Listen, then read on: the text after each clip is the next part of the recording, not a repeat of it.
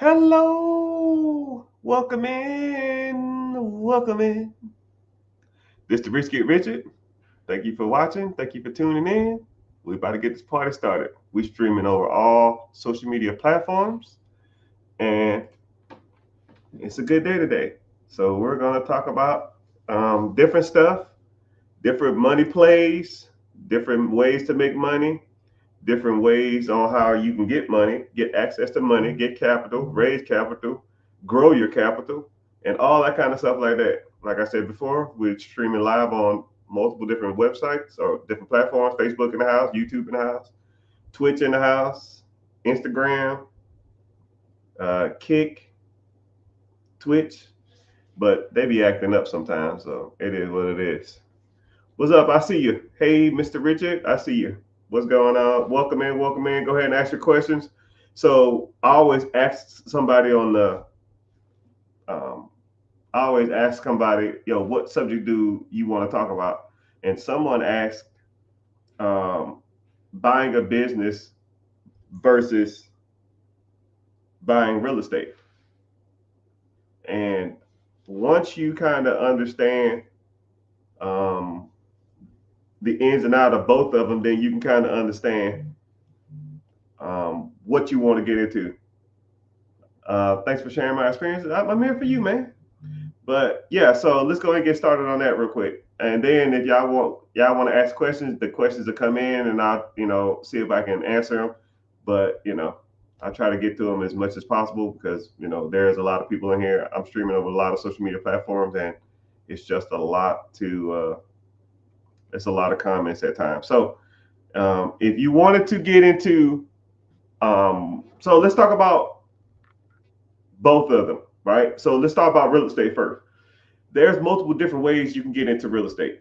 Um, so real estate, one, it's easier to get into. I feel it's kind of easier to get into, and there's multiple ways you can do it.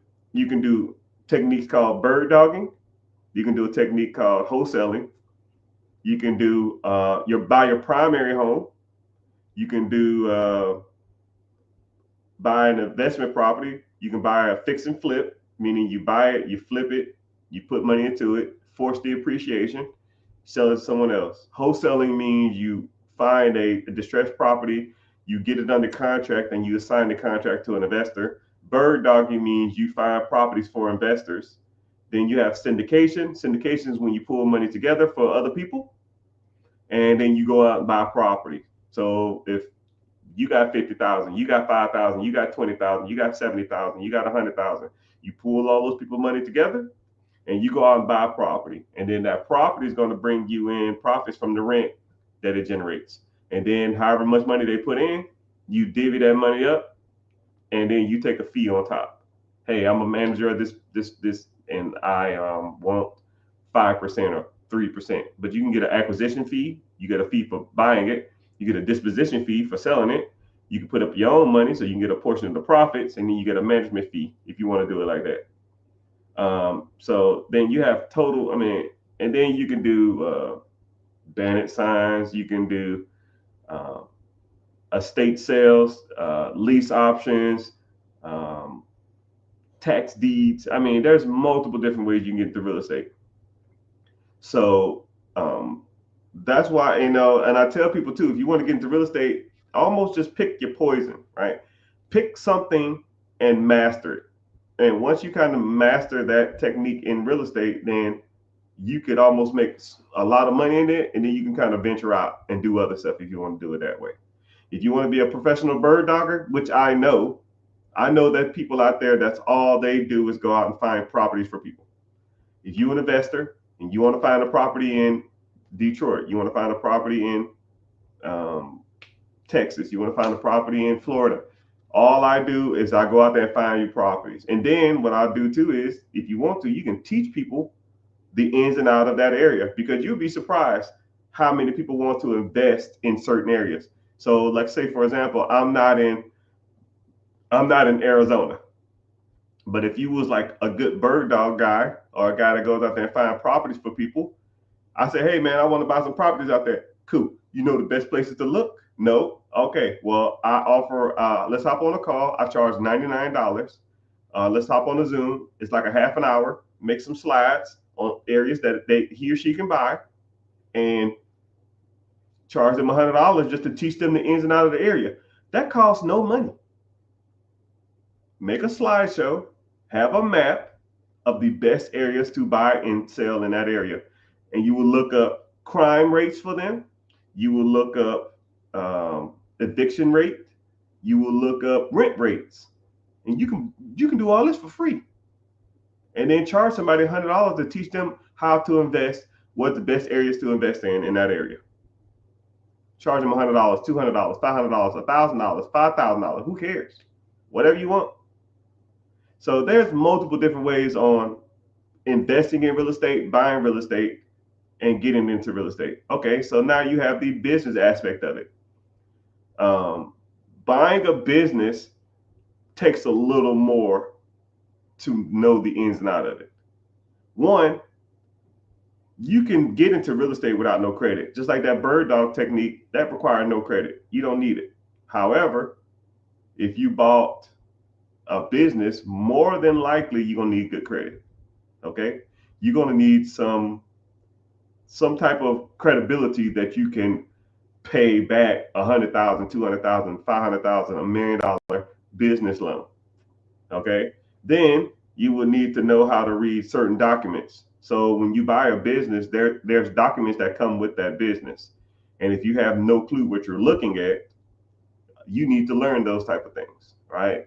P&L, year to date, tax return, and an assortment of things, right? So there's multiple different things you can look at before you buy a business, and then you need a down payment. You can get into real estate with little to no money down, but it's a little harder to get into a business with no money down. So, one, you need to figure out what kind of business you want. When you get into real estate, a house is just a house, 4 walls and a roof for the most part, and then location. With business, you got to say, okay, do I want a Dunkin' Donuts? Do I want a tire shop? Do I want a roofing company? Do I want a plumbing company? There's multiple different things that you have to want to factor in before you even start. Because there's some industries that I'll never touch, and there's some industries that are more easier to run than others, So, but once you get through all that stuff, the profit margins on businesses way exceed real estate. Like, I'll give you 2 examples. Let's say there's a house for $1 million. I'll say 500,000. Let's say there's a house for 500,000, and let's say there's a business for 500,000. You buy that house for 500,000, and you rent it out. Let's say that rent in that area for a $500,000 house is $3,000. Your property taxes, interest, and insurance, and all that kind of stuff like that is probably $2,500. I'll say $2,300 just to make, I'll say $2,500 just to make this a little easier. $2,500 in payments. You make $3,000 a month in rent. That's $500 profit a month. Which $500 a month times 12 months, that's $6,000 a year. Yay, $6,000. Okay. Now I bought the same $500,000 business, and I'm looking for selling discretionary earnings or net to the owner of, we'll say, 200 grand. Right? You got that $500,000 business, you're gonna have to put 10% down. That's 50 grand. You buy it, it produces $200,000 to you. You pay yourself back the down payment. So 200 minus 50, you pay your down payment back. So now you're still making 150,000. Your payment on a business of $450,000 left is about $50,000 a year. So you still making $150,000 a year. So $100,000, $150,000 minus your 50, you're going to be profiting somewhere in the range of 95 to 105 a year. So I'll, round it to the middle and I'll say $100,000. So you buy a $500,000 house, you'll make $600 a year in profit. You buy a business, year one, you're going to be making about $100,000 a year. Year two, you don't have to pay back your down payment. You're going to be making about $150,000 a year. So people say, well, why would anybody buy real estate? Real estate has another factor in that I really didn't talk about, and that is appreciation. A $500,000 business 10 years from now is still going to be worth $500,000. A $500,000 house is probably going to be worth, in 10 years from now, going to be worth about $700,000. So now your property is going to be worth $200,000 more. So do you want equity and value and pay down, or do you just want cash flow that pays you, give you a check every month? Some people say, I'll take the $6,000 and I'll get the appreciation, and I get the tax benefit. Some people say, I want the cash flow. Give me the $100,000 to $150,000 every year, and I can quit my damn job, right? One property, you're not going to quit your job. One business, you don't have to work. So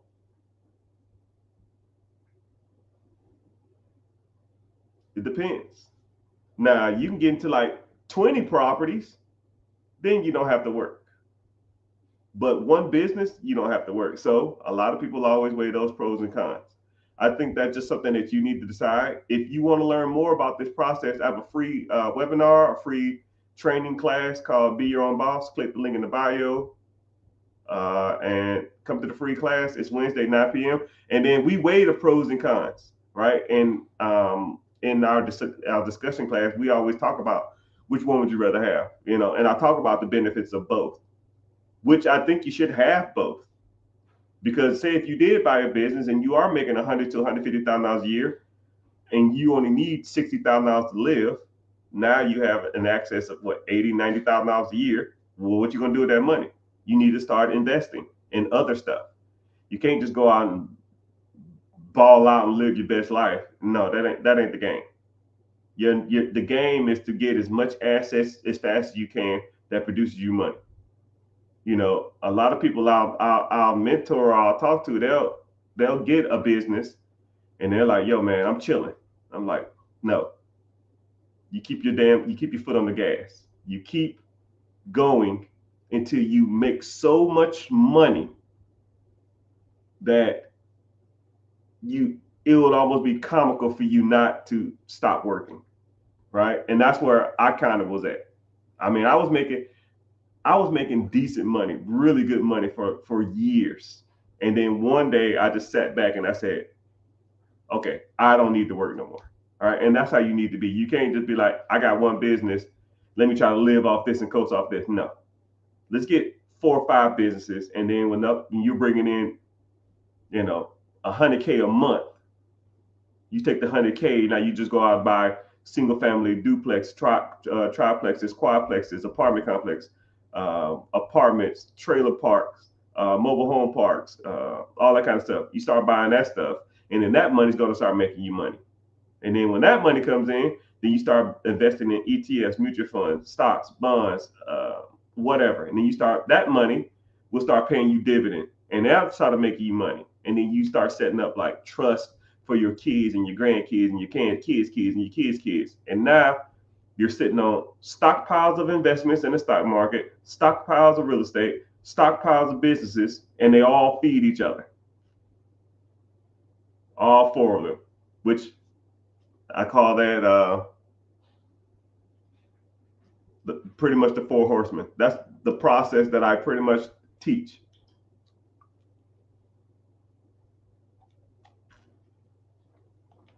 That's the process that I pretty much will die on a hill on for the rest of my life. It's pretty much been proven throughout time to work. Someone said, is this your first stream? No, man, thank you for following.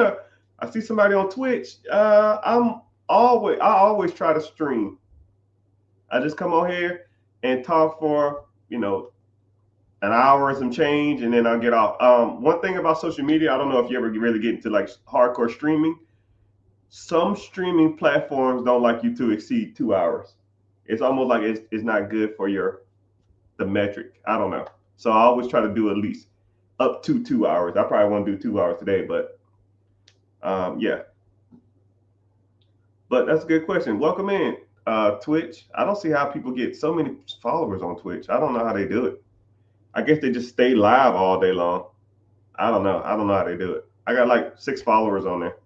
It seems like everybody on there just want to talk about Kai and Speed or whoever the hell is on there. Someone said, "What's some good stocks to invest in?" So, my guy, you have multiple different options when it comes to individual stocks. You have obviously individual stocks. Then you have collection of stocks, which are mutual funds.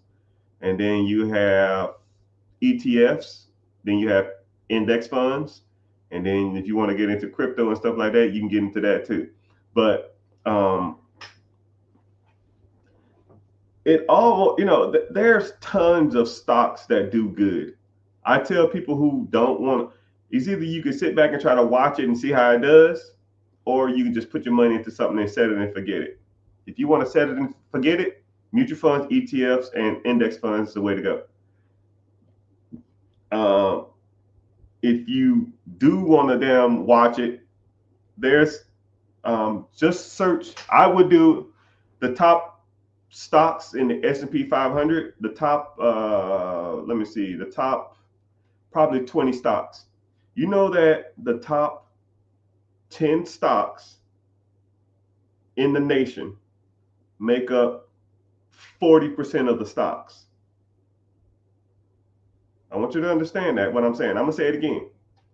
The top 10 stocks in the nation makes up 40% of the holdings of the nation. Meaning, the Big 10 makes up 40% of the stock market. So if 40% of the stock market is 10 stocks, if these multi-millionaires and billionaires keep their money in it, if it's good for them, it's good for you. And a lot of people always say, "Yo, what should I invest in?" No, this ain't what I think. Don't overthink this. Don't make it emotional. Where's the money? Follow the money. If 40% of all the wealth in the stock market is in 10 stocks, put your money there. And since we got a lot of people in here, go ahead and start naming what 10 companies you think they're in.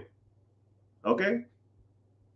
What are the top 10 stocks bought and sold that makes up 40% of all the stocks in America? What are the top 10 stocks in America that's being bought and sold in America today? Crack, crack, crack, crack, oh, da, da, da, da, da, oh. Baby, grind on me. Someone said Apple. Someone said Amazon. Someone said Microsoft. Someone said NVIDIA. Someone said Apple, Google, BlackRock.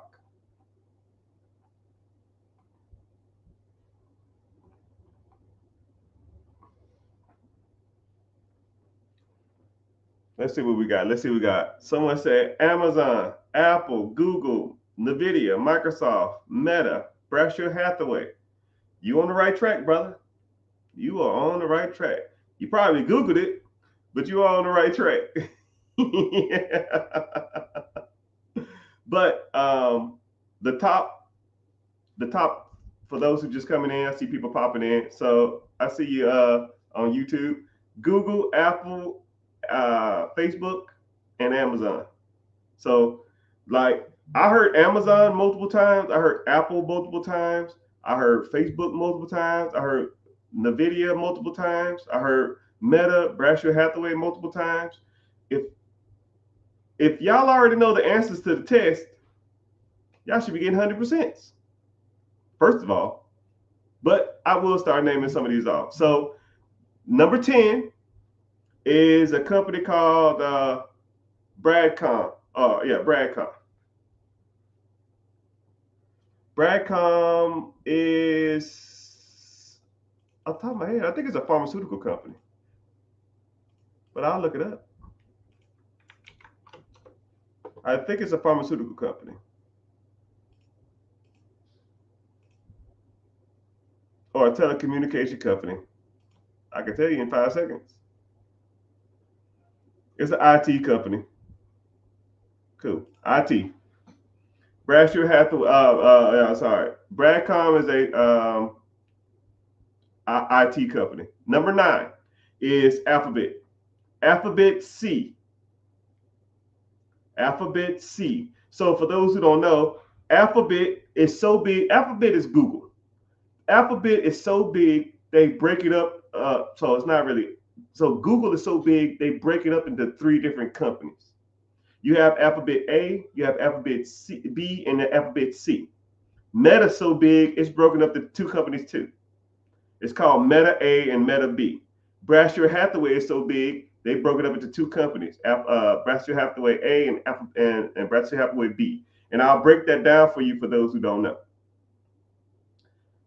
So Google is so big they break it up into 3 different companies, and they call it Alphabet. Alphabet A, B, and C. Alphabet A is search engine optimization. So that means that when you go and search up restaurant near me, or Chinese place near me, or clothing store near me, when that company is at the top of the list, because when you go Google something or search something, the first 5 companies are the only ones you're going to even pay attention to. Like if I Google Chinese restaurant near me, it's pretty much the first 3 to 5 that I see. Okay? And the same thing can be said with anything else that you Google. So to be on the top 3 or the top 5, people pay to be there. People pay a lot of money to be there. So for you to rank on Google, you generally have to pay the price.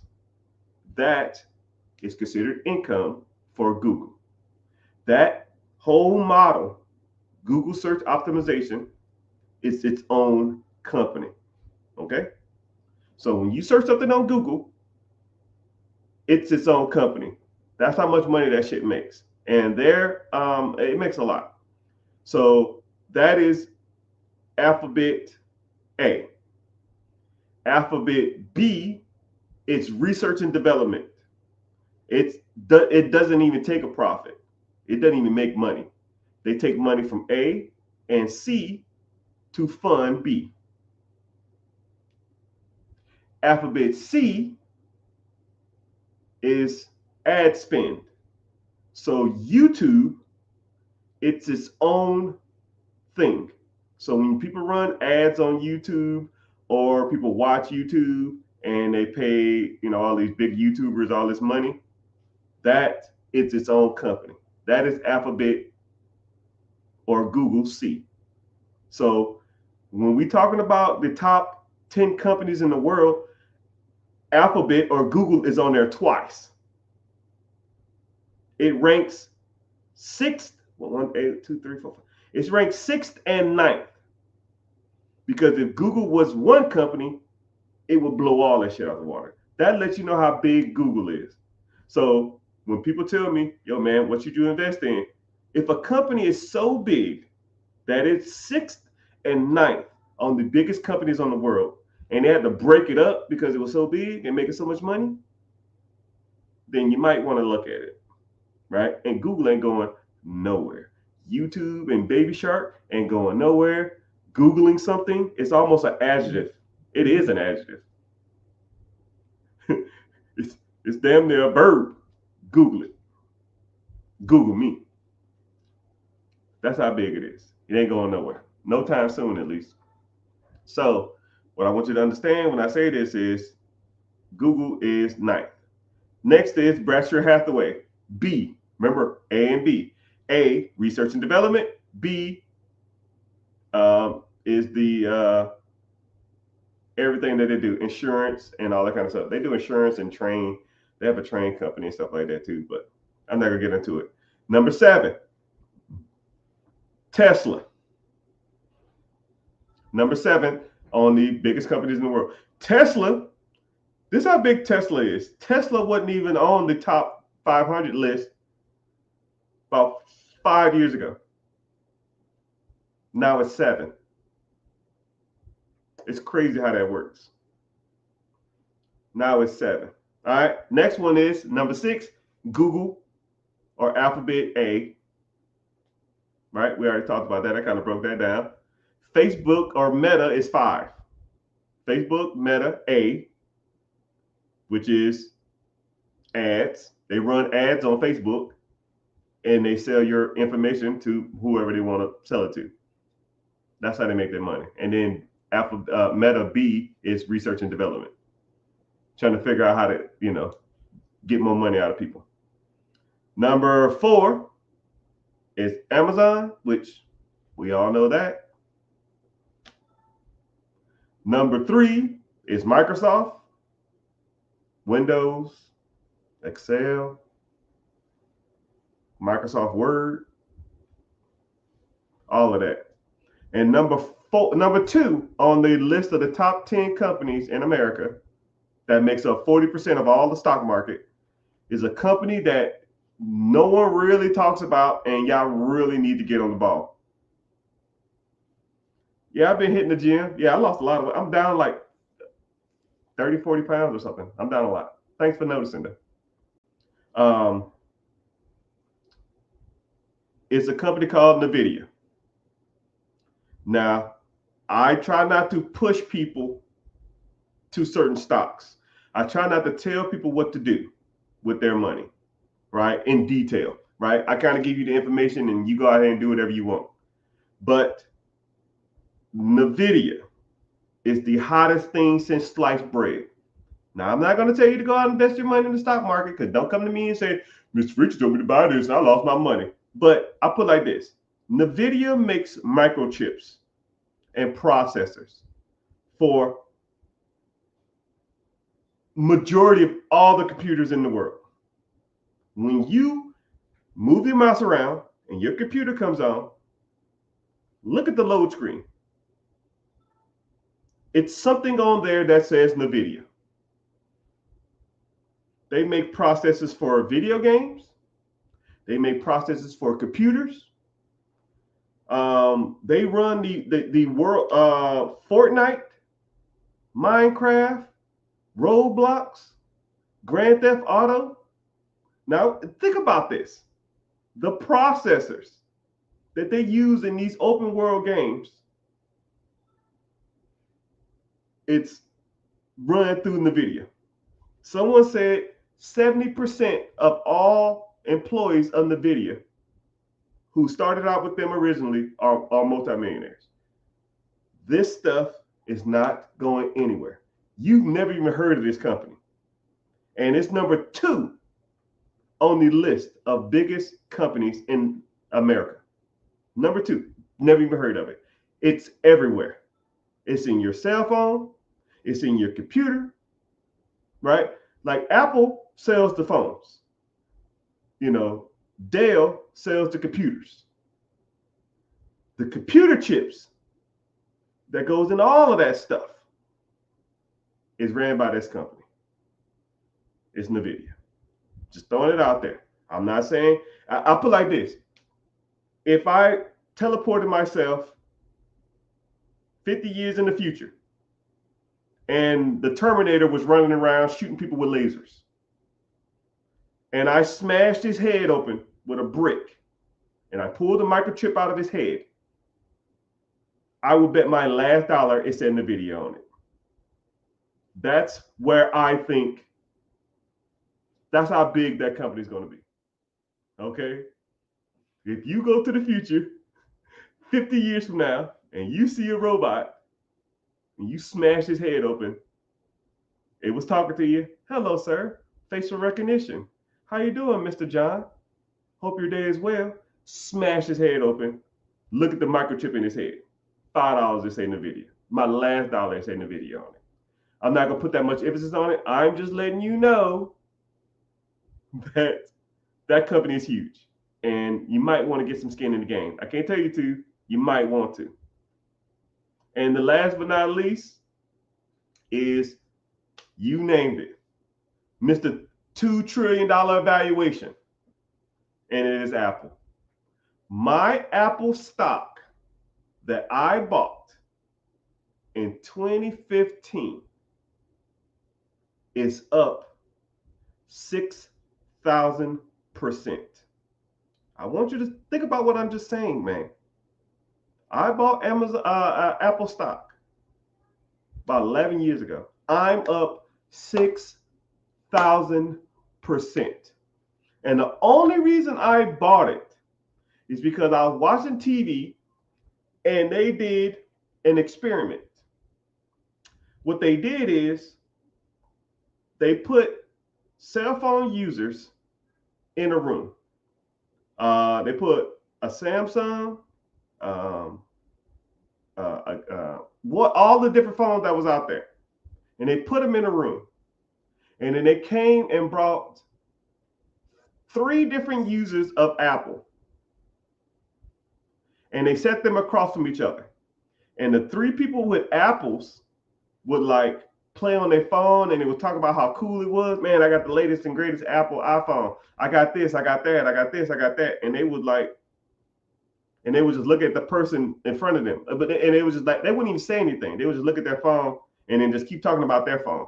And the person who didn't have an iPhone was so subconscious or insecure about their phone, they literally put it up. They didn't want their phone to be out. They didn't want their phone to be seen in front of other people. When a market or an ideal of something, an inferior product, can hypnotize people to think that that product is the best thing in the world, they're not going anywhere. Just like when I said I said earlier that my computer was acting up, and someone said get an Apple. People are brainwashed when it comes to this product. It's almost the equivalent of Jordans. Almost, right? People love the ideal of Michael Jordan so much that they will wear Jordans for the rest of their damn life. They will wait in line. I've seen people waiting in line to buy Jordans who are 50 years old. You are a grown adult waiting in line to buy a pair of shoes for a person who does not give a shit about you, supporting them, and you will never meet them. But the idea behind the latest, the greatest, the first ones to have something, is a metric that you cannot judge. And if people are willing to do that, people are willing to wait on the street for days to get a product, I'm with it. You know, you own the phone, I own the stock. You own the shoe, I own the stock. You own the car, Tesla, I own the stock. And you think that you are cooler for owning the product. I think I'm cooler for owning the stock. And I'm not trying to belittle you, and I'm not trying to make fun of you, and I'm not trying to, hate. It's just the reality of the situation. 5 years from now, them Jordans ain't gonna be worth crap. 5 years from now, your Tesla is gonna be depreciated. 5 years from now, you probably won't even have that same iPhone. 5 years from now, my Tesla stock then doubled, my Apple stock then doubled, and my Nike stock then doubled. Now, who winning now? Now you just gotta go back and buy more product. You gotta go back out there and buy a new Tesla. You gotta go back out there and buy a new phone. You gotta go back out there and buy some new Jordans. And you know what I do? Makes me more money. And then I'll buy me a new house. Thanks. It's your money. Shit. But it is what it is. So, wow, there's a lot of people on here. So, let's get to some preguntas, questions. Rapid fire, man. Just shoot the questions away. I see you, Instagram. I see you, Facebook. I see you, YouTube. I see you, TikTok. So whatever questions y'all got, let's get to them. Someone said assets over liabilities. Always. Always. Like, I try not to buy depreciating assets. I try not to, but I'm almost to the point where I've done so well in my life that I can almost start to like do things that I've always ostracized for years. Right? I hated car payments. I hate cars in general. You really don't need them, right? You need them, but you don't need to be like the latest and greatest. I need a 2025, 26, 27. Get you a little 10-year-old indestructible box made in Japan, and that thing will get you everywhere for the rest of your life.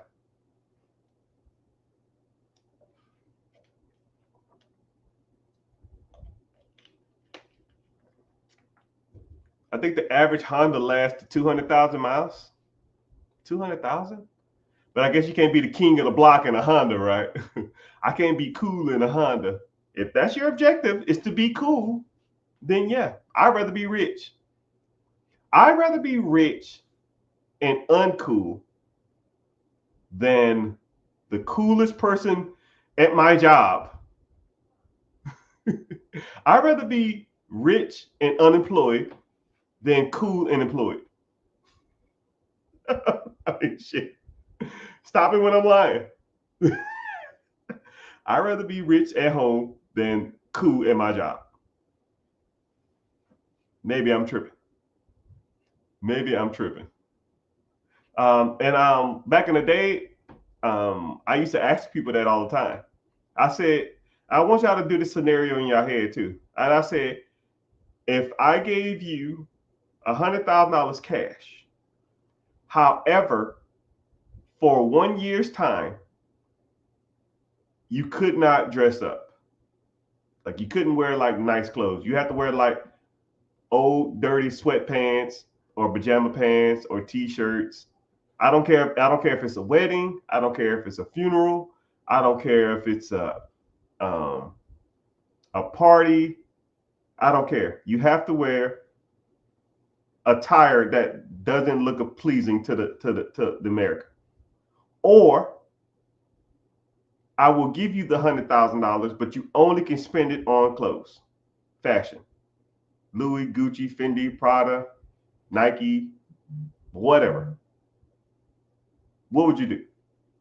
I want you to really think about that, because it makes you think of what's really valuable to you. Do you want to look like you have it, or do you just want to have it? And over that year's time, a lot of people say, oh, that's easy, I can do that, that ain't hard, I can do that. But could you really? Could you wear busted up dirty jeans for a year? I mean, as long as your body's clean. Could you not wear a newer shirt? Could you not go shopping for a year for clothes? Could you not wear the latest and greatest in shoes? It's once you understand that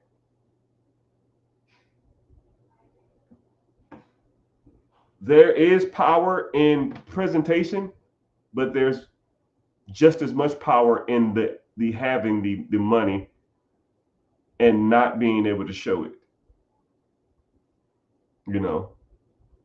You'll meet a lot of rich people.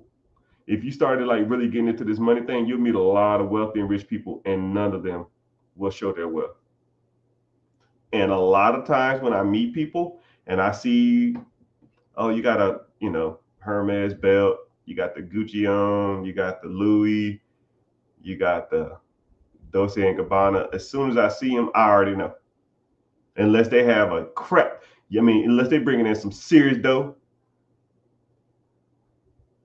I can already tell. I mean, you can put $10,000, $15,000 down on a Lambo. You can put $15,000, $20,000 down. Hell, you can put $5,000 down on a Rolls Royce and make $3,000 payments. You can't fake that stuff. I mean, you can fake that stuff. But when you go to people's houses with Lambos and they live in regular houses, or they have an Escalade, or they have a G-Wagon and they have regular houses, you know where the money's going. Or you see people in the nicest clothes in an apartment, you know. I always tell people, if I could turn your house upside down, if I turn everything in your house upside down and put it in one big pile in your driveway, and if everything in that pile is more money than what you have in your bank account, you are messing up in life. I want you to really think about that. If you don't listen to shit I say the whole time I'm on here, just listen to that.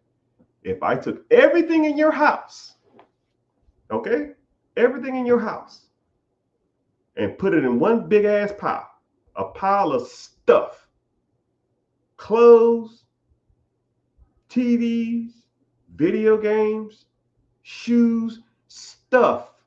It's just things. Big old pile. Put it in the driveway. Throw your car in there too. A big old pile of stuff. If I add up all that stuff that's in that driveway, and I say, show me your bank account. If it's more, if that value of that crap in that damn pile is more than what you got in your bank account, you are seriously messing up in life, people. Right? And I'm not trying to belittle you, and I'm not trying to make fun of you. I'm not trying to ostracize or criticize you. You are messing up in life. Your life revolves around consumption. You're just buying shit that gives you really no true value, and you're just collecting stuff to essentially or inevitably one day be piled in the middle of the damn driveway and give you no value. Now, this is where it gets good too. Let's say you did add up all that stuff. Let's say you took your couch, your TV, your radio, your shoes, your clothes, your purses, your watches, all of that shit, right? And you went and added it up in the driveway, right? Let's put it at $50,000. Could you sell all of that shit right now for $50,000? Could you sell your TV for $50,000? Let's say your TV, you bought it for $500. Could you sell your TV right now for $500? I'll wait. Those Michael Jordans you wait fucking 3 hours in line for, you paid $400 for it. Could you probably sell them for $400?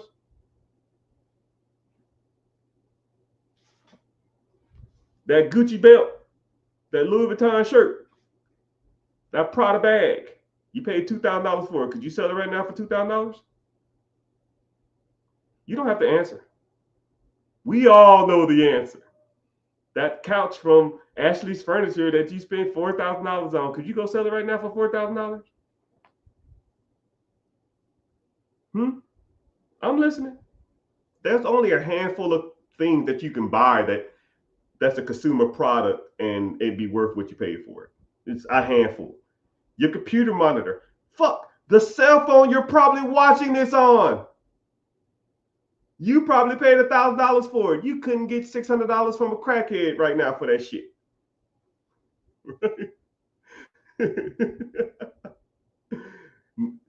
Watches is one of them, right? A good watch you can always sell for about what you paid for it, right? But that's probably it. And some collectibles, right? Like say if you into like baseball cards or comic books, maybe some of that stuff you might break even. You might even lose a little bit, but for the most part, the majority of stuff.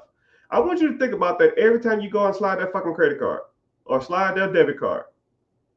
Man, in 3 months, will I still want this shit? Or in 3 months, will this still be providing me value? Probably not. A lot of shit in people's houses don't do anything. It's just there. It's just there. You don't need all that shit. You know? Especially if you don't got it. Like if you bringing in $500,000 a year, be my guest. You bringing in $200,000 a year, from a business or real estate, be my fucking guest.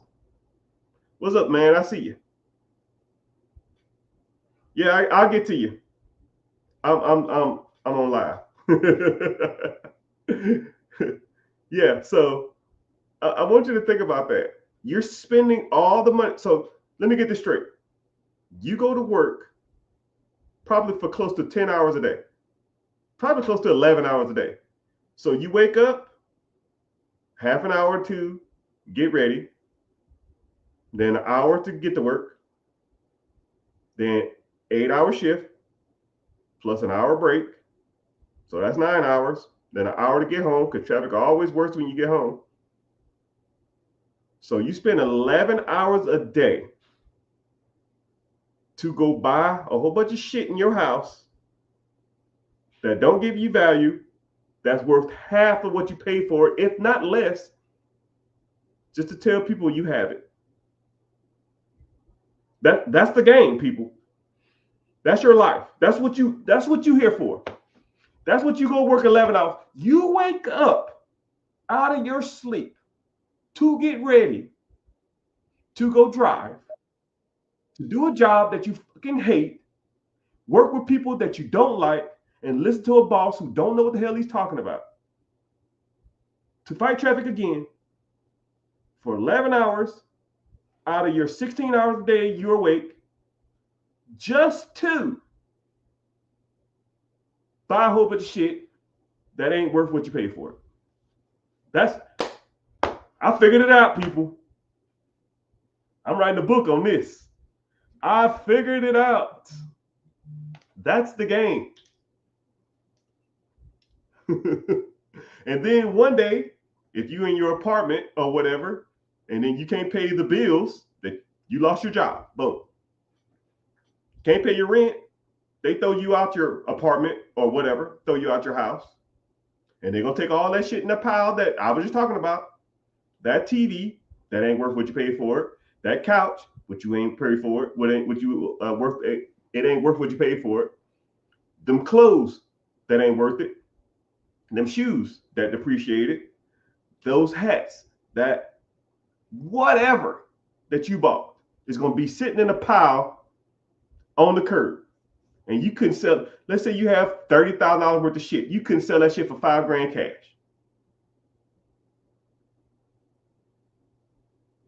I could come to your house right now. Let's say you say, yo, man, how much would you sell everything in your house for? Well, I paid about $30,000 for it. Cool, I'll give you $3,000 now. It's probably worth about 90% of what you paid for, about 10% of what you paid for it. Right? But let's say you start buying some real assets. Say you took your check and you bought a house. You paid $50,000 for the house. How much that house gonna be worth in 5 years from now?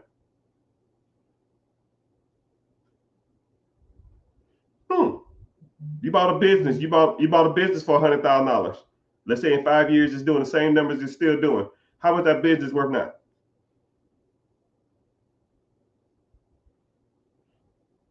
I just named the top 10 stocks: Apple, Nvidia, Microsoft, Amazon, Facebook, Alphabet C, Tesla, Berkshire Hathaway, Broadcom. You bought any one of those stocks.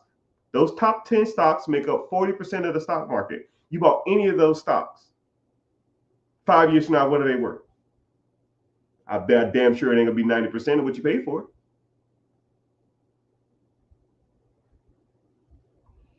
You got the game wrong, people. Y'all are hustling backwards. You don't work 11 hours of your fucking life a day to buy a whole bunch of shit that ain't worth shit. You go work 11 hours a day to buy shit that makes you money so you don't have to fucking work that job. Time is the game, not your TV, not Monday Night Football, not my Amazon packages, not my couch, not my bed, not this watch, not this hat, not this chair, not this table behind me. This ain't the fucking game. The game is to buy shit that makes you money with the money you went out to work for. You go out, you spend money, that you earned from a job and buy shit that makes you money while you're sleeping. And today, it might not you might make $5, $3. Tomorrow, $6. Day after that, $7. But you keep it up.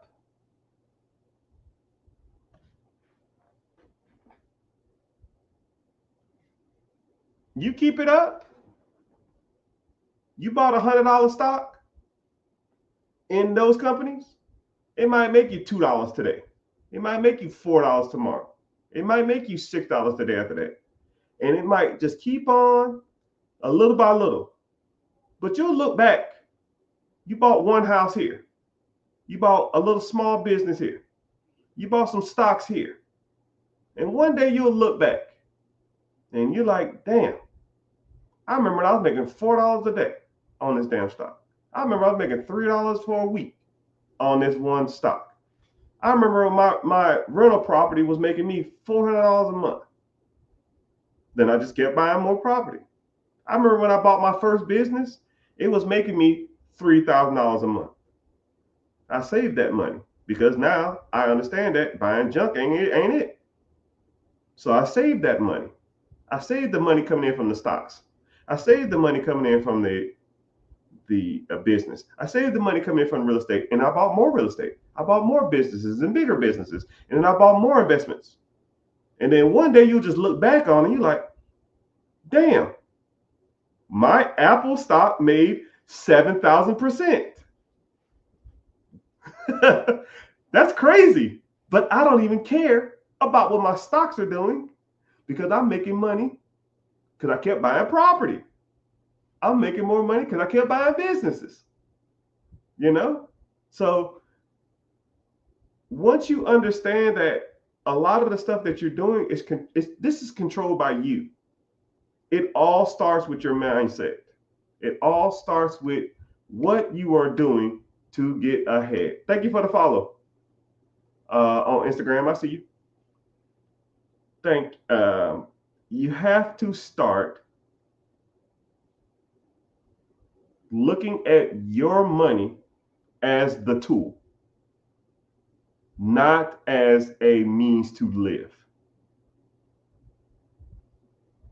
You can't look at it like that. You don't work to live. You work to produce you income to buy your time back, because time is the game. And I tell you what, if you can do this for the 5 hours that you're awake outside of work, if you can start side hustles, you can start investing here and there, start getting into real estate, start getting into business ownerships. If you can do that in the 5 hours a day and you start making good money, once you do it enough to make enough money than your job, we can kick the job goodbye. And now, instead of 5 hours a day, now I got 16 hours. Now, if you was making enough money to quit your job on 5 hours a day, imagine what you can do with your whole day. Your whole day is devoted to making money now. All right, and everybody who know me, I was in the United States military for 22 years, damn near. I was sleeping probably 3 or 4 hours a night. I got up at 4 in the morning. I would go and drive an hour to get to work, do my 9 hours, sometimes 12 hours. I'll drive an hour back home. And then as soon as I got in the door, from 4 to like 1 in the morning, I'm working on buying real estate. I'm working on buying businesses. I'm working on learning more about investments, with some good stocks to buy in. I'm doing my side hustles. I'm going out here and flipping TVs, couch flipping, whatever I needed to do to make extra money. Because when that money came in, I didn't go out and buy grills. I didn't go out there and buy necklaces. I didn't buy Hellcats. I just took that money and I went and put it in more money. And then one day I just sat back and I said, well, shit, I'll make more money doing this side hustle stuff and businesses and real estate than I do at my military job. So I got out the military. And now I had all of that time to make money. And then the first month, this is what's crazy. I was probably doing 50, 60, $70,000 a month while in the military. When I got out the military, instead of me spending 6 hours a day, I had 18 hours a day.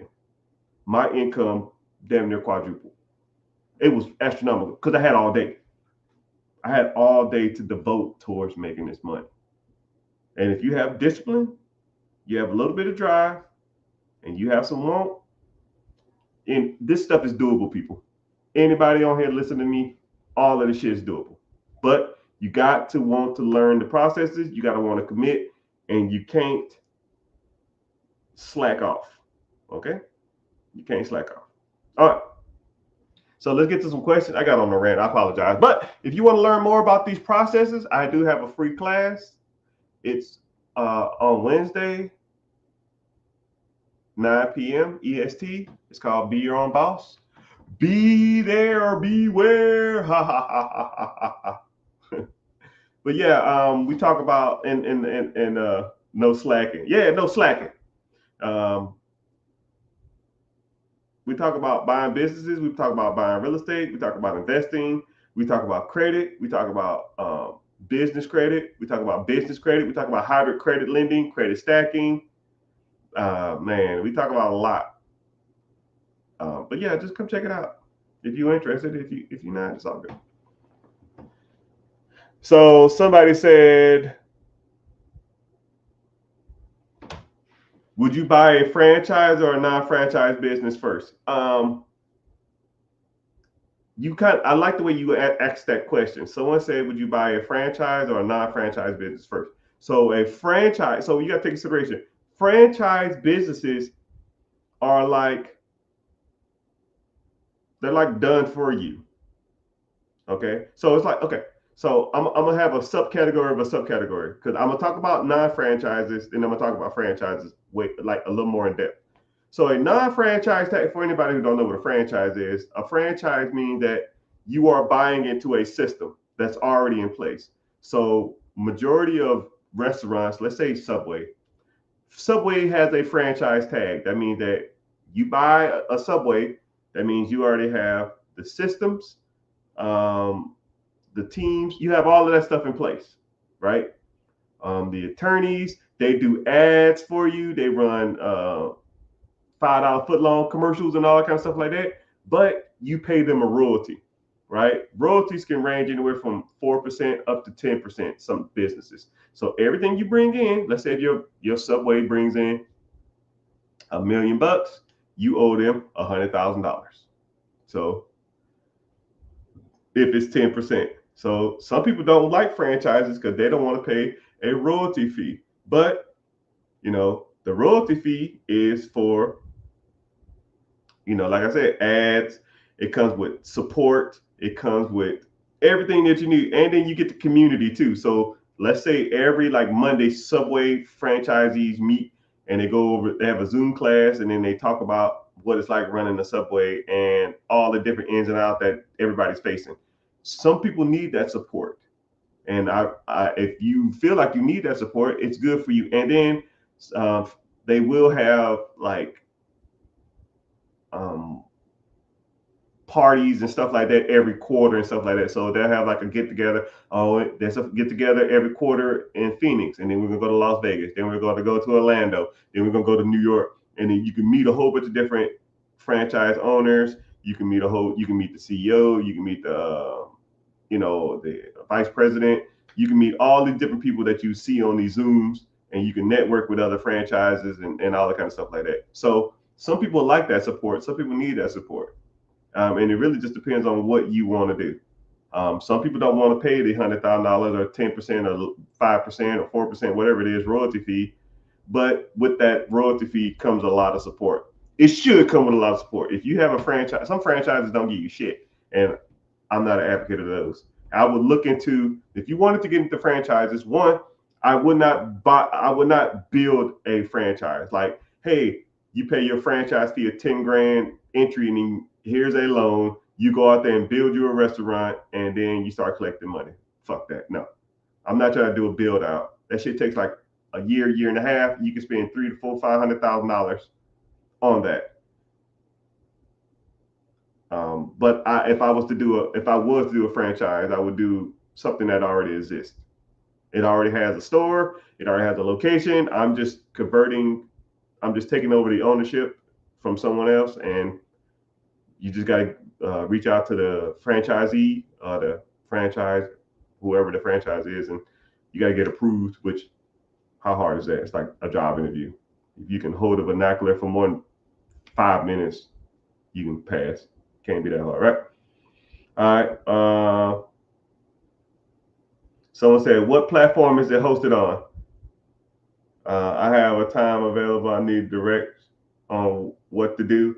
Yeah, it's on. I don't even remember the platform, but I think it's an web event, something like that. But click the link in the bio. I think the guy who asked is on Instagram. Go to the bio, click, and it'll say "Be Your Own Boss." Just sign up there. I think it's like your name, your email, and your phone number, right? And I don't sell your information. I don't do any of that crap. So I don't do any of that crap. Someone said, "What about car washes?" Okay, cool. Car washes is good. But there's three different types of car washes. If you want to get into car washes, there's self-wash, like the quarter ones, and then you have the drive-through ones, and then you got mobile detailing. Mobile detailing means that you go to someone's house and you clean their car. That's on the rise, but it can be a little pricey. Um, if the drive-through ones is one everybody wants, you drive through and then you vacuum your car out yourself.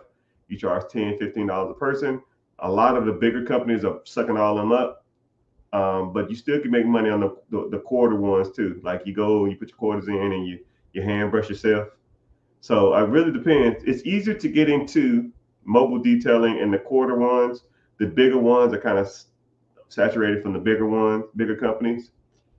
I think whenever hard times hit for people, if there's a recession coming up anytime soon or ever, I think that a lot of people gravitate away from the drive-through $10, $15 one and just go do the ones themselves for $5. But car washes are going to be here forever. They're not going anywhere. Mobile detailing is like a luxury. So if there's a recession or people not spending as much money, the mobile detail will probably drop down significantly. But people who can afford mobile detail don't really care about a recession. So it just depends. Good question though on the car wash. So you almost got to pick whichever one you want. If you want to get into the ones that you drive through, and those are expensive, but you still can find some. There's some mom and pop ones still on.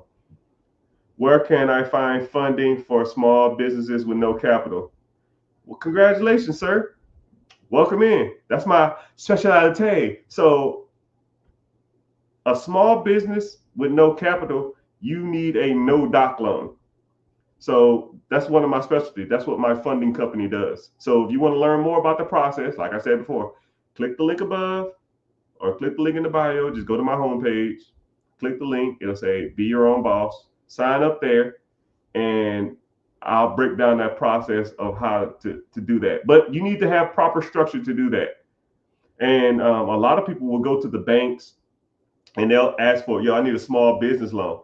Just like he or she just asked, they said, I need a small business loan.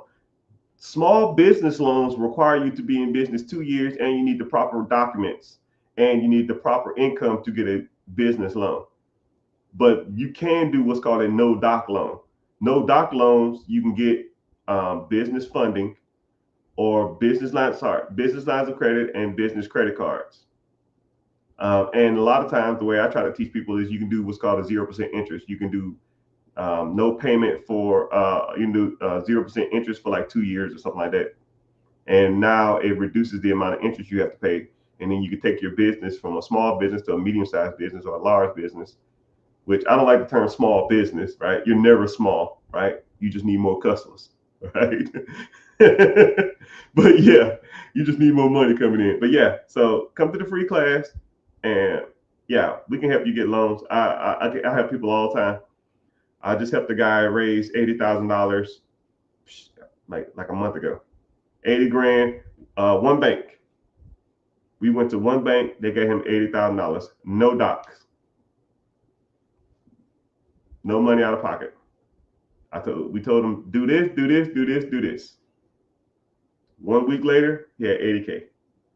Now that 80K can, what could you do with an extra $80,000, right? A lot. So I want you to let you know that there are people out here that's doing this type of stuff. And for those who don't, who need some proof in the pudding, right? Lines of credit, people. Lines of credit. Stacks of them. I always show people this book, and they're like, yo, they got books for credit cards? Yeah. You'd be surprised how many people have credit. And this is not even what's in my wallet, nor what's in my safe.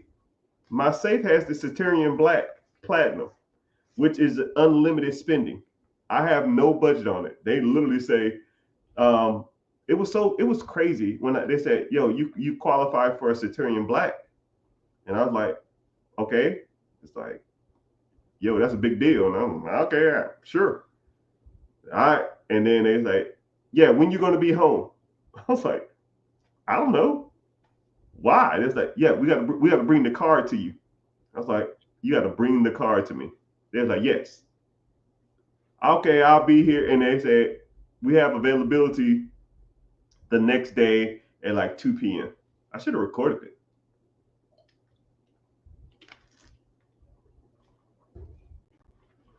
It was so crazy. It said, we will bring you your card at 2 p.m. tomorrow. And I said, okay, that's fine. I got an email. They said, confirm that you're going to be home at 2 p.m. Sure. So I confirmed I was going to be here. Somebody showed up at my door. It was like 2:01. It was a guy. He was in a regular car. It's almost like he had a somebody like paid him to do it. I don't know how that shit works. So he brought me the box. I had to sign for it. And then, or he told me to put it on the ground. He had to take a picture of it, and then I signed for it, and then I went into the house. Before I opened the box, so this had to be like 2:05, 2:06. I got an email stating, "Did you receive the box yet?" And I was like, "Wow, this is nuts. Did I receive the box yet?" Yes. Cool. Log on to this website. So I logged on to American Express, and they said, we need to verify that you received the card. I need all these different numbers. And then I opened up the box and I gave them the numbers, and I said, okay, cool, congratulations. And then they gave me like this spiel. They told me if I spent $100,000, I had to give them a 24-hour notification. If I spent over a $500,000, I had to give them a 3-day notification. So if I wanted to buy a helicopter or some shit, I don't fucking know, I had to give them 3 days notification to verify that I am purchasing it. And then I had to go through like this verification process. It's nuts. You never heard of it? Yeah, that's for the ballers. So I took that card and I put it in my safe. But you probably couldn't use it if you wanted it. It was crazy.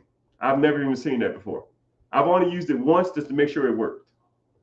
And I put it in the safe. That's almost too much power. So I can see how people will say, I put a yacht or a Lamborghini or a house on a credit card, because that's how they do it. You get a shit ton of points, I guess. But it's all good.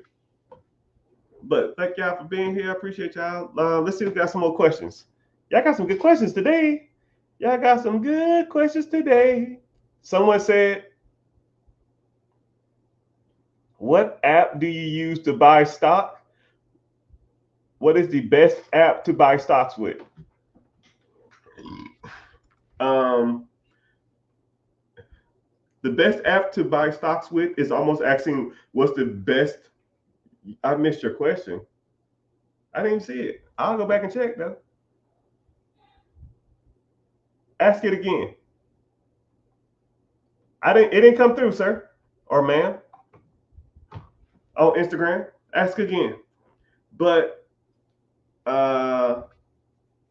what is the best stock? What is the best app? That's like asking somebody, what's the better app? What's better? Nintendo Switch, a PlayStation 5 or a PlayStation 6 or whatever the hell they got out now, or Xbox. I mean, it really depends on the user.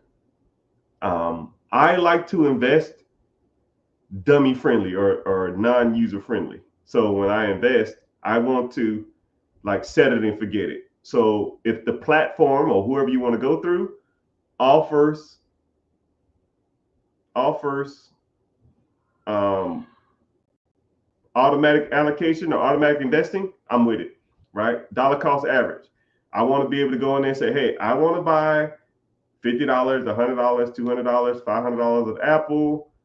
I want to do it every month. I want to do it on the second, and I want to reinvest my dividend or reinvest my interest or reinvest. Set it, boom, go. Right? But there's multiple different platforms. There's tons of different platforms. You probably, there's tons of them. So the means of getting to what you want is irrelevant. Just do it. Almost like Nike, right?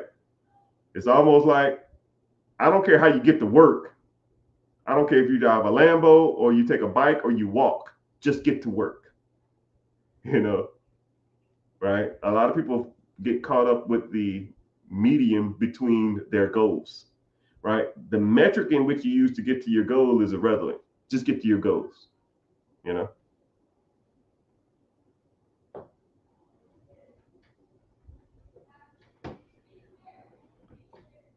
Oh, I missed other people's questions.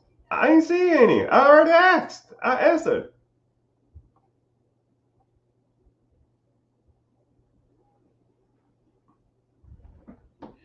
I just want to rock you all night long. Is the class on TikTok? No.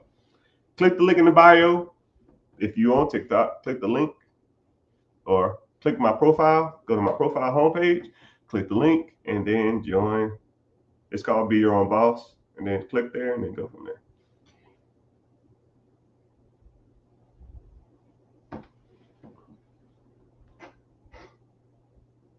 Where do you do the class? It's online. Build a business you can franchise? I guess you can. You can build a business you can franchise, but that's a great question / statement, but I'm gonna put you on some game. Yes, I'm gonna try to give you a great example of something. I don't fucking know. Let's say if I wanted to start I'm trying to think of something that's not out. Let's say if there was a hot dog pizza shop. I don't know. And I wanted to make the #1 hot dog pizza place in America. And then I wanted to sell, call it Frank Zilla's or something. I don't know. Frank Eats Us. Frank Pizzas. I don't know. Frank Pizzas. Okay. I came up with Frank Pizzas. And I want to start this business and I want to make it a franchise, right? I have to not only start a business and build it out myself, then I gotta proof the concept. I gotta do the marketing, do all the research, and it might take me 5-10 years before I even get all that crap done. So I'm 10 years down the road. I started this from scratch, and then I'm finally getting some traction. Then I probably can do all that. I probably can start selling franchises to people, and then I got to go out and pretty much create my own job doing that. I mean, it sounds like a good play, and you probably can make a lot of money doing it. But if you just bought an existing business, take the profit from that, then buy another business in 2 years from there, and then take the profits from both of those and buy a third business in 5 years, then take the profit from all three of them and buy a third business in year 6, and then buy a fifth business in year 7 and 8. Now I'm making 300,000, 200, $1,000 a month. And then by year 10, I done stacked $5 million. I'm not trying to buy no franchise. I'm not trying to build no another business. I'm done. 10 million, 15 million. How much money you need? We're done. By the time you get everything set up, we're done. Shit, the game over. I'm retired. You know? Someone said my Kevin Hart business post brought me here. Well, hey man, it's crazy how Kevin Hart, I don't know what he was thinking. I mean, so for those who don't know, I did make a post about Kevin Hart. I need to quit talking about celebrities. Well, I might need to start talking about celebrities more, because it seems like every time I talk about celebrities doing dumb stuff with their money, it seems like I get a lot of traction. I'm gonna just be a person that call out celebrities, and I guess I'll be indirectly a celebrity, you know. That's what, honestly, that's what 50 Cent did. If you really truly think about it, 50 Cent just called out everybody in the rap game, and he became the #1 rapper doing it. Right? It's crazy how that works. I might just need to start calling out people on their money, because just because you're a celebrity or you're rich doesn't mean you make smart financial decisions. So Kevin Hart started a vegan, plant-based food chain. I don't know how many stores he had. I think he had like 8 different stores in California. But 2 years later, it crashed. He could have talked to me. He could have paid me $500 and talked to me for 5 minutes, and he'd have pitched his idea, and I'd have said, yo, bro, that's the dumbest thing I've ever heard in my life. One, you don't have a proof of concept, meaning you don't even know if people want the shit. How the hell are you going to sell somebody something that they don't even want? And then also, you don't have, you're selling something that's not even sound pleasing. And then you probably got to overpay for it. So let me get this straight, Mr. Hart. You're pretty much selling somebody something that they don't want, that's more expensive than something I do want, from a place I've never heard of. It's not going to work. I mean, fuck. Hey, man, I got a vegan burger. Okay, I didn't want a vegan burger. When I go eat a burger, I don't want a vegan burger, right? I don't want no plant-based soybean burger. I just want the greasiest. I know why I'm here. You know why I'm here, right? I want to eat regret. I don't want to eat healthy sometimes. I want to eat a nasty burger that's bad for me. It give me heartburn and keep me up at night. And then, like, say if I go to McDonald's to get #1, or Taco Bell and get, 3 tacos, say it's $6, $7. I go to this plant-based vegan place crap that I've never heard of, but I'm supposed to go there because Kevin Hart says it's good. And I'm paying $16 for a soybean burger that tastes like crap, and a green smoothie that tastes weird. It has a crappy aftertaste. I pay twice as much for half the flavor. Man, hell no. Why would anybody do that? And then for you to take a concept that don't even exist and do it. Like, I can understand that there was already a vegan place that's already making hundreds of thousands, millions of dollars. That's been around for 10 years, right? You got a track record. You got systems. You got teams. You got employees. You got proof of concept. It's already working. Buy a system that already works. Don't build a system and hope that it works. You're not going to win. Hell, even the businesses that's been around for years sometimes don't even work. Dollar General damn near going out of business. Kmart damn near going out of business. What else? What other businesses nowadays are going out of business? Right? There's tons of them that just ain't making it. They ain't making the cut. They closing the doors.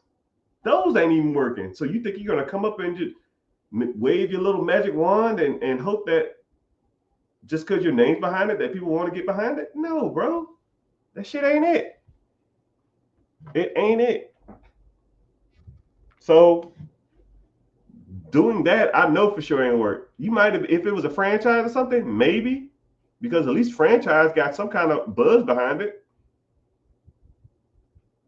A proof of concept that don't work from a name that I never heard of just because I'm supposed to buy it because you Kevin Hart? I don't give a damn about that. I don't care about that. Someone said, what are my thoughts on Acorn? They okay. Like I said, the platform you use to invest is irrelevant. Just invest. Like someone saying, yo, man, what's the difference between you like Brooks? Do you like Nike? Do you like, what type of running shoes do you like to run in? Bro, just go run. You worry about the wrong thing. Go run. The ones you got on, they hurt your feet. Do some reviews, then go buy some new shoes. Right? Let's get some shit popping first. Let's get some stuff popping. Ain't buying the turnkey business risky? Hell, everything's risky. Buying Apple stock is risky, right? Everything has risk. There are just ways to minimize the risk. Now, if I put it like this, someone said, is buying a turnkey business risky? Okay, let's say I bought a turnkey business that's a year old. Is that risky? Now, let's say I'm gonna keep using sub shops because it's easy. Let's say there's a sub shop that's a year old, turnkey, that's making you $100,000 a year. Now, there's another sub shop 5 miles up the street, and it's 30 years old, that's doing $100,000. Which one you think is less risky? They both got risk. Which one is less risky? The one that's 30 years old or the one that's a year old?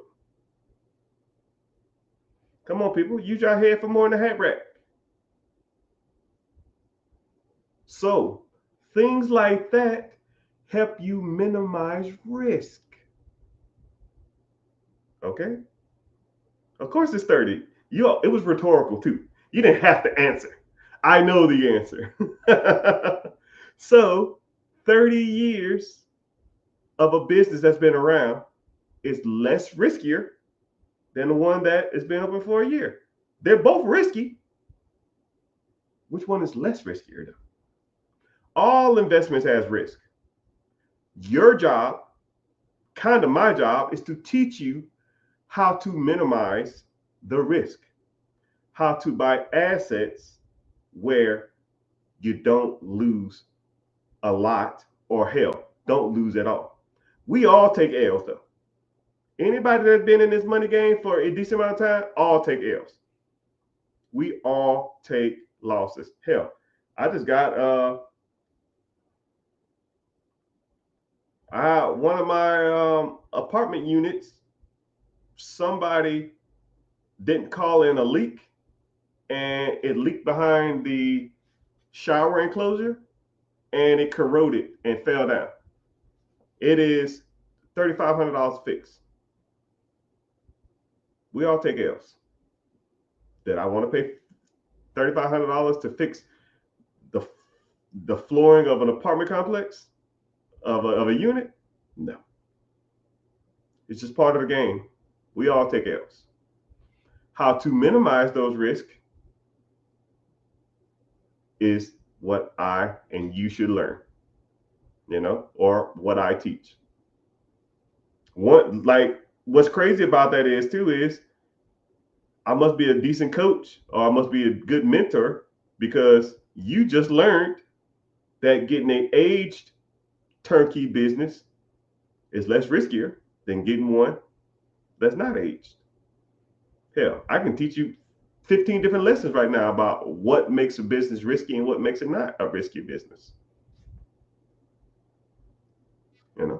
I'll give you another one real quick. Let's say there's two businesses. Yeah, you know what? I'm not going to do that. Nah, I don't feel like getting into the deeps of it. But good question, though.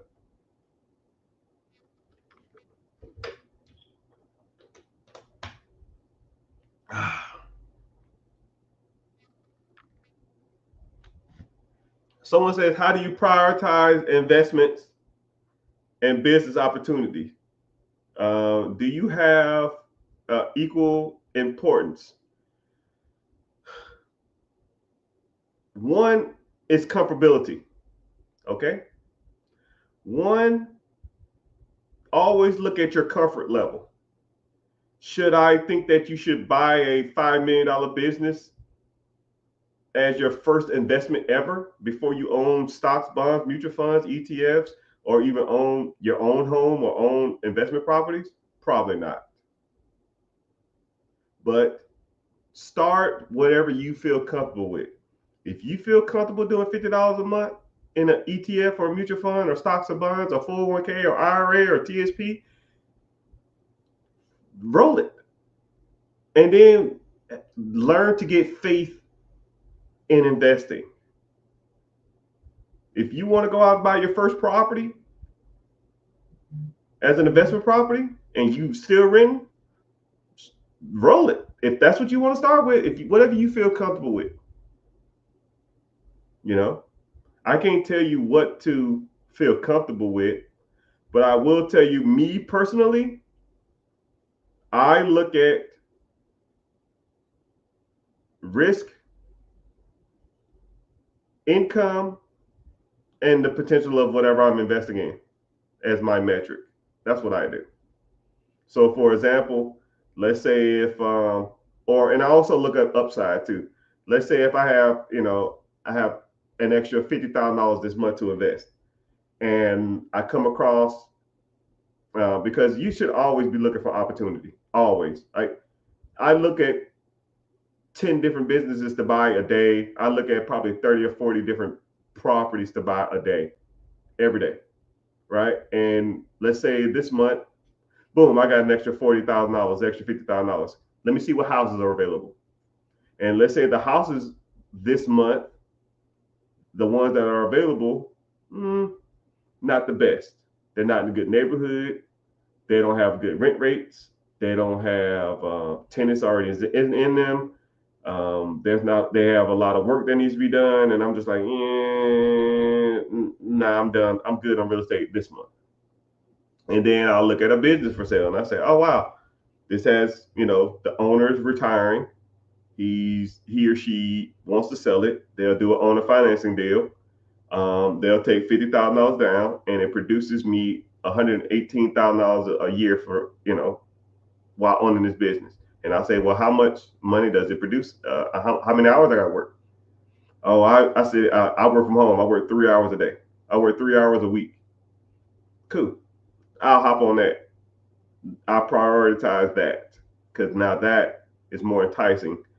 And then the next month, I do the same thing. So next month, it'll probably do, okay, cool. I got an extra $30,000 this month. I looked at houses. The houses are sucking. I look at a business opportunity. Nothing catches my eye. Okay, well, I'll just buy $30,000 worth of NVIDIA stock, or I'll buy $30,000 worth of Apple. I'll buy $30,000 worth of Facebook, or Google, or Alphabet, or Tesla. And then it just sits in there and it makes me money, right? But what I don't do is not do anything. You have to do something constantly. You have to do something. I don't sit back and say, well, I'll wait. I'll get more opportunity down the road. No. You make your decision today. You figure it out now. Let's do it now. If no one told you today, I love you. Oh. Don't be cornballish. Damn, man, y'all bumping, man. Where y'all come from? Jeez, let me get y'all some shout outs. Crap. Twitter is bumping. YouTube is bumping. Twitch, where y'all come from? Y'all go ahead and let me know where y'all coming in from. Where y'all checking in from? Instagram bumping? Where y'all coming in from? Like, where y'all, like, what state y'all? Y'all don't got to say the city. Y'all can just say the state, though, if y'all want to. I appreciate y'all being in here. Get my damn views up.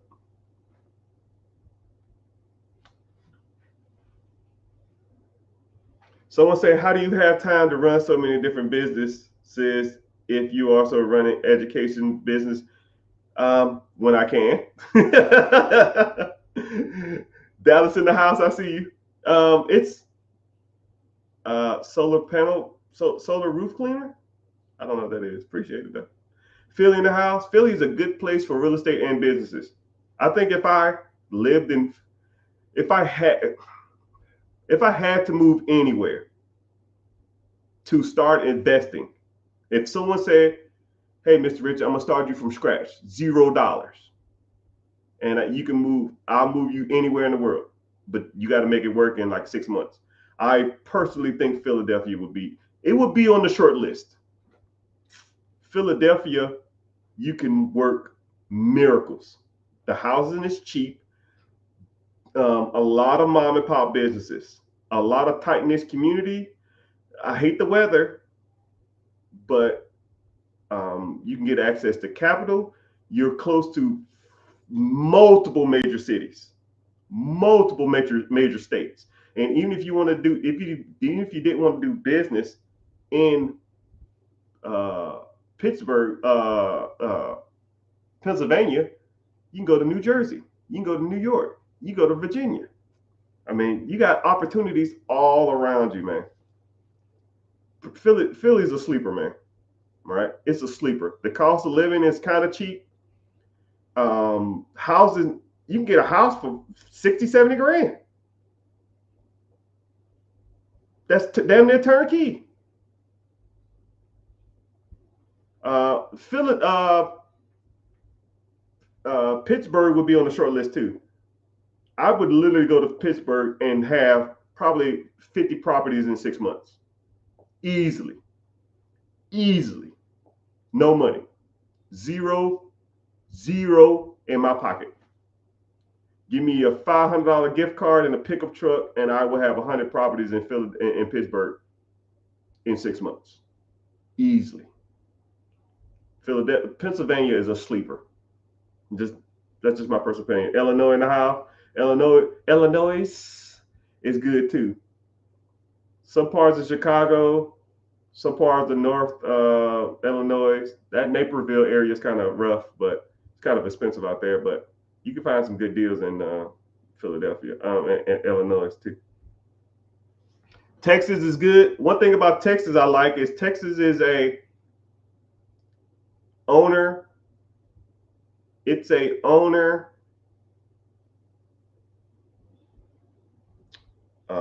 finance first friendly state, meaning that in Texas, if you have a homestead in Texas and you live in Texas, you can owner finance negotiate with properties on market. It's one of the only states you can do that with. So if you're looking on the MLS and you see a property, you can write a contract to the owner through a real estate agent for owner financing in Texas. Meaning you can make thousands of offers in Texas for owner financing. Let's say if I went out and I go to Zillow and I put in properties under 150,000, and I say, hey, every property for $150,000. I email the agent. I say, yo, I want to put $10,000 down, and I pay you $700 a month until this property's paid off. Let's say if you send out that email 500 times, someone will write you back. That's how I would start my real estate journey in Texas. Business game out there is bumping too. And you can get real estate out there cheap. Cheap. Right? Especially the house you live in.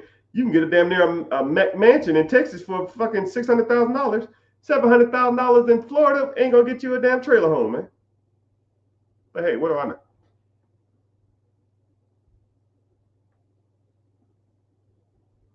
I wanna rock it. I just wanna rock you. Do I think cash will go away? No. Probably not. And if it do, it won't be in my lifetime or your lifetime. I sat back and thought about this for a while.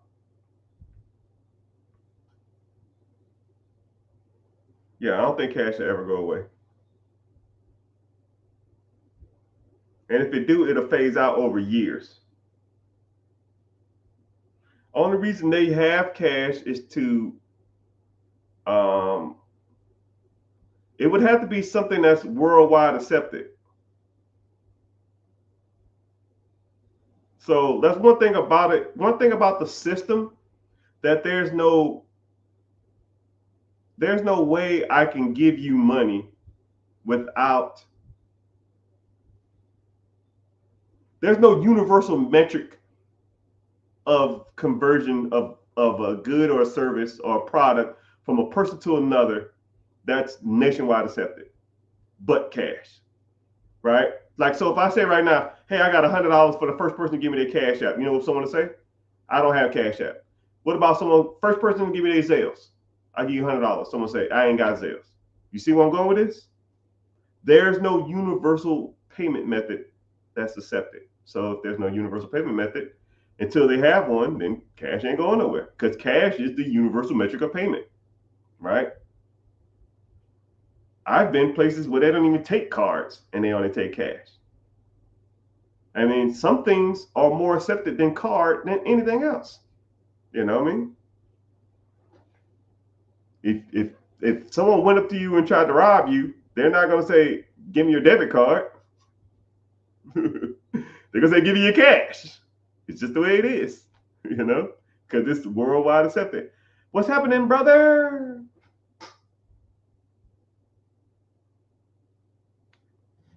I came to the realization that I want to adopt this man. uh, you can adopt me. I'm expensive though. I like to eat out. I'm bougie. But most businesses for sale are failing. You have to rebuild them anyways. Most businesses are failing. Man, you don't get out of here with that crap. There are mom and pop businesses that's been around for 20, 30, 40 years.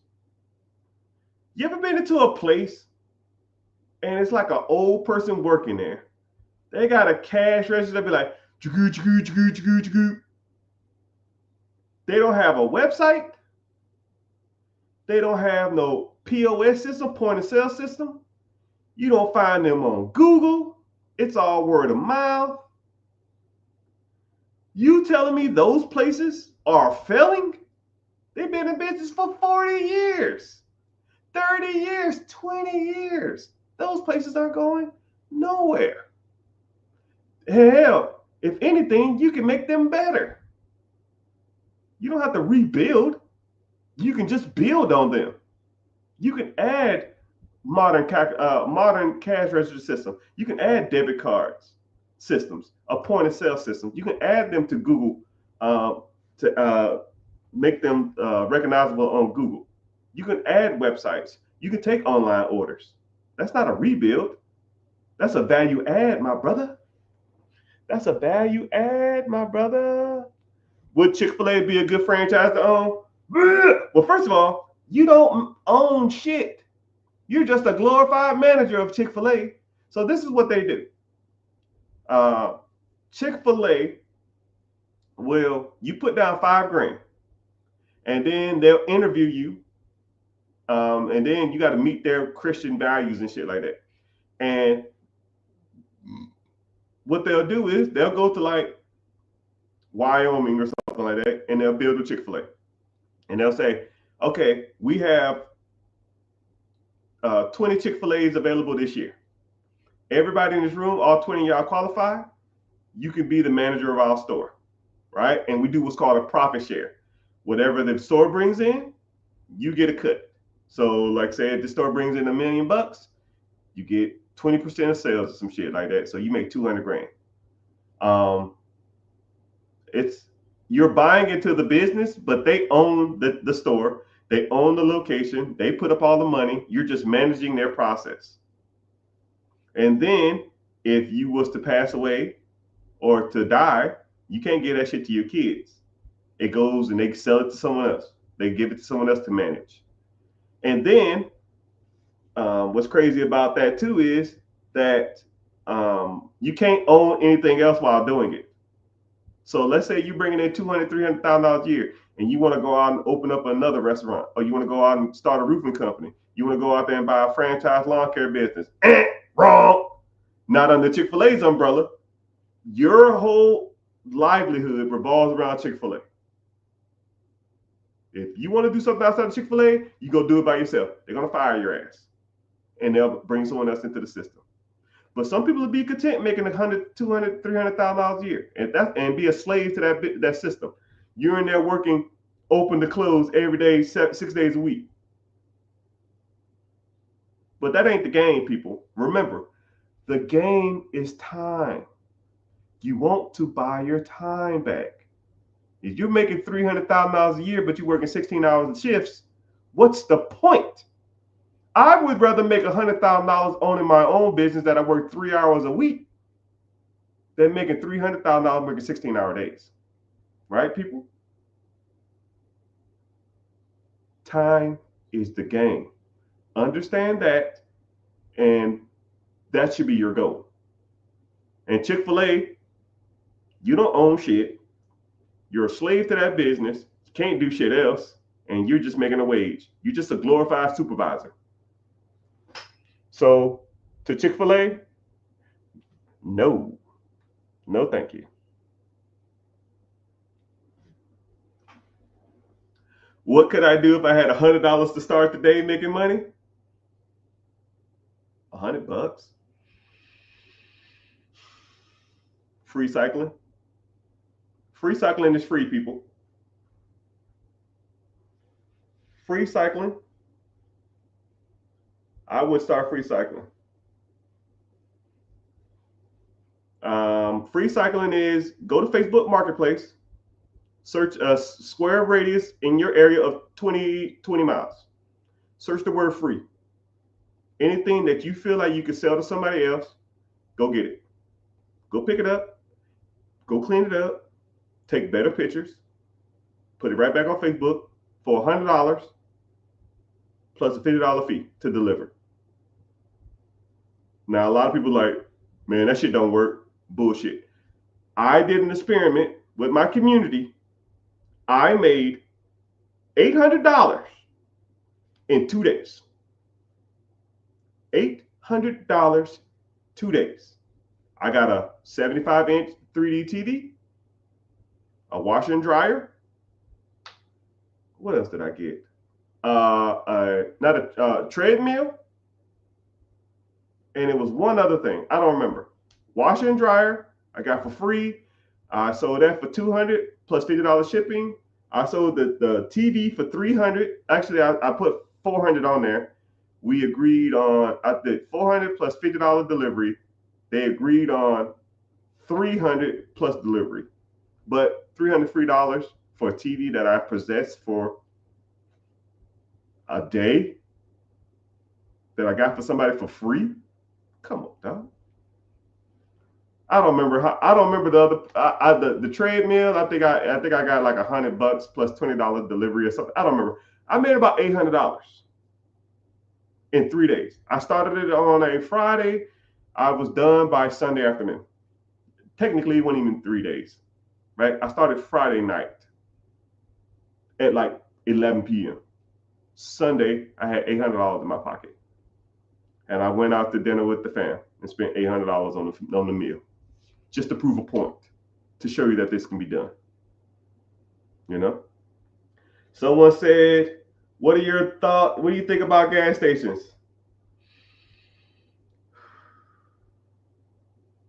All right. Somebody in the chat, I see you.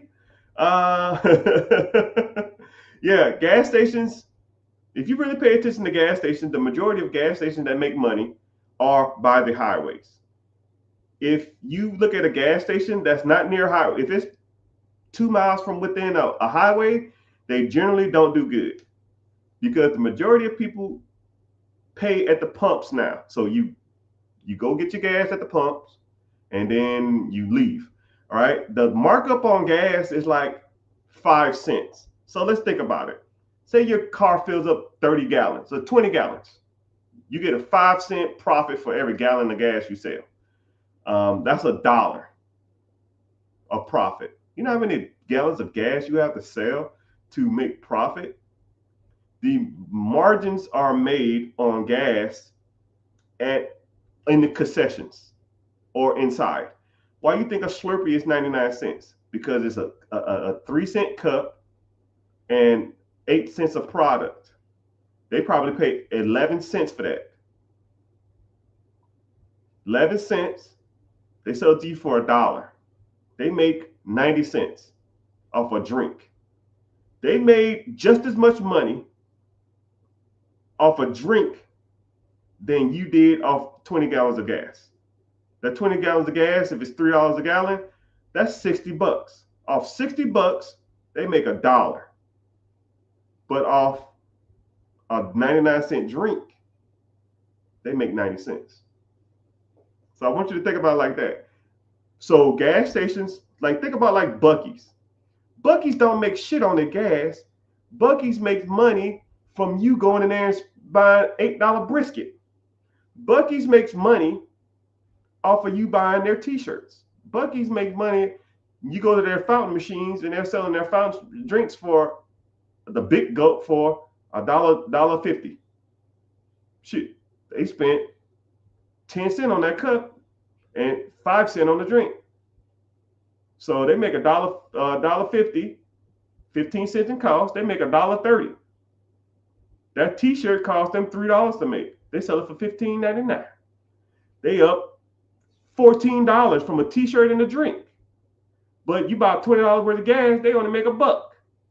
The money is in the concessions and in cigarettes and in lottery tickets and donuts. That's where they make their money at. So yeah, the gas just pays for the overhead. The gas just pays for itself. The gas pays to run everything. You want to start making profit? Start selling shit in your shop. That's why you ever go to a gas station and they'll have t-shirt. You ever went to a gas station? It's almost like they sell more shit than just gas. They sell food. They sell liquor. They sell t-shirts. I've seen a gas station that selling Xboxes. I've seen a gas station that sell, yellow jackets, contraceptives, just all kinds of shit because they make their money off of not gas. You ever went to a gas station that didn't even sell gas? It was like a convenience store. They had the pumps, and then they ripped the pumps down, and now they just sell like a little corner store because the money is in the services or in the products, not in the not in the gas. But we learning here. We learning, people. We're learning. Texas in the house, South Carolina in the house. I made a small fortune in South Carolina. A small fortune. Someone said I want to do a roller skate. If I would do a roller sink, I can't even talk. Roller skink, I can't even talk. A roller rink, I would do an existing one, and I want clientele that's been there for years, and I would cater to adults. I wouldn't want kids coming there and tear my shit up and shoot my place up. I want to, I had to have like skate jams and shit, and it'd be like 500 people on the floor. That's what I want, right? I ain't trying to cater to no kids. They don't even skate. They're just sitting around and want to fight and be cool. I'm good, right? Same thing with bowling alleys. If I was to buy a bowling alley, I wouldn't want to cater to people on dates. I want like a Mac Daddy league. I want a year-round league that has 1,000 fucking members, and they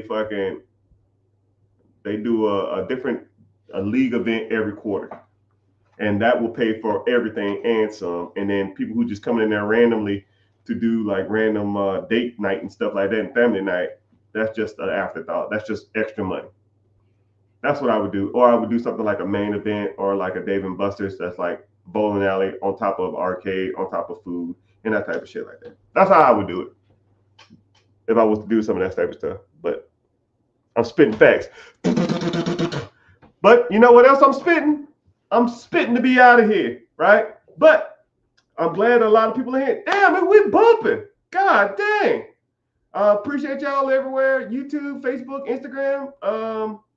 Someone said laundromats. Could I do that? Sir, I can do that with any business. Laundromats, car washes, roofing companies. I can do it. That's what I do. That's why we're here to learn. I can break down any business that you want me to, and I give you my opinion on it, right? But my opinion ain't everything. But a lot of people like insight on this type of stuff. If you like insight, if you like this type of stuff, if you want to learn more about this, you want to learn more about investing, you want to learn more about credit, building credit, business funding, you want to learn more about buying businesses, FTT businesses, franchises, you want to learn more about investing, stock market, mutual fund, ETFs, 401k, IRAs. Whoa! Thank you. If you want to learn that type of stuff, come to the free webinar. It is Wednesday, 9 p.m. EST. And learn more about all these processes. Go to the link, sign up, and I'll come on there and then we can talk about all this different stuff. You want to learn more about these processes? I'm being there and we can break some of this stuff down. I'm looking forward to seeing you there. And if I don't, just at least make sure you're following on the platform that you're on. And at least follow me on YouTube. That's the only platform that pays me to be here. So I really appreciate for those who checking me out on YouTube. But someone said, what can I do with 10 grand? Man, that's easy stuff. Light work. But come to the free class. Link in the bio, sign up. I'll see y'all there. Zane.